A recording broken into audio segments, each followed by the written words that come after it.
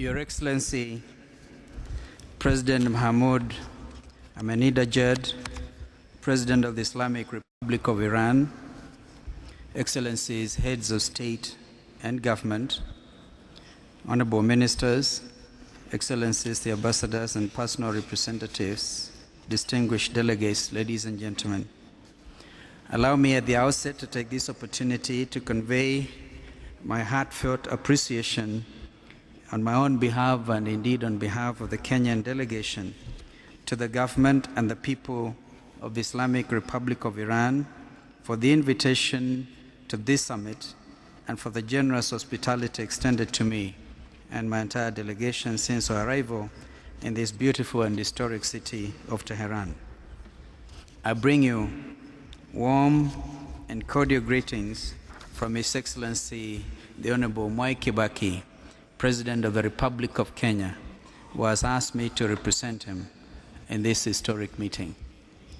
Mr. President, the 14th summit of the G15, coming 2 decades since its inception, as has already been said, in Belgrade, provides us with an important opportunity to take stock of the progress we have made as a group and to reposition ourselves in the face of new and emerging global realities.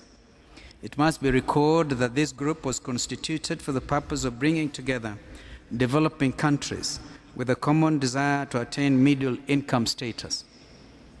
I believe that goal has not shifted. It is encouraging that a number of our members have already attained that status, while the remaining are making commendable progress. The message that must come out of this summit is that our strength lies in our unity and that we can achieve our common desire if we continue to work together.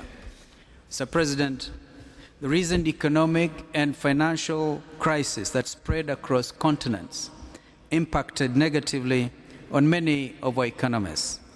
In my own countries, for instance, the crisis led to a substantial decline in remittances by Kenyans who live in the diaspora, many of whom were actually rendered jobless.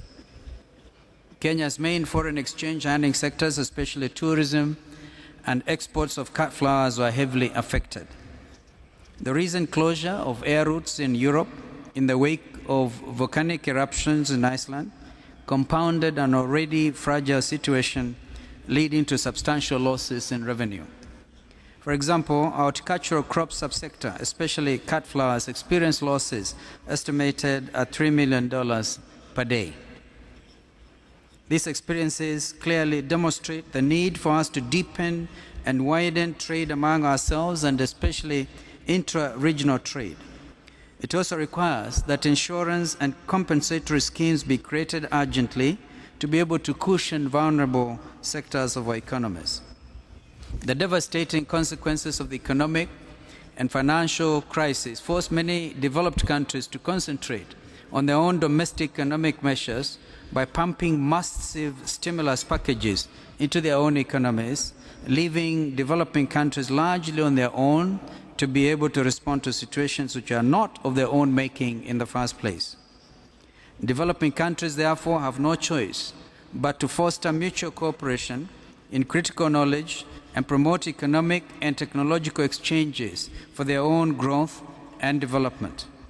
In addition, each country must pay attention to the need to continually make internal policy adjustments so as to facilitate faster growth and development.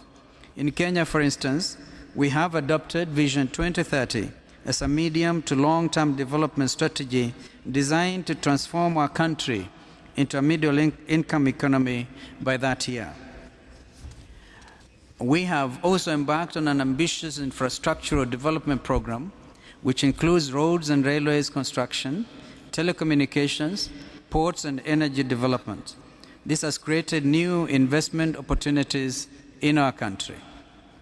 Kenya has had to put in place our own economic stimulus package to cushion the economy from shocks arising from the global economic and financial crisis.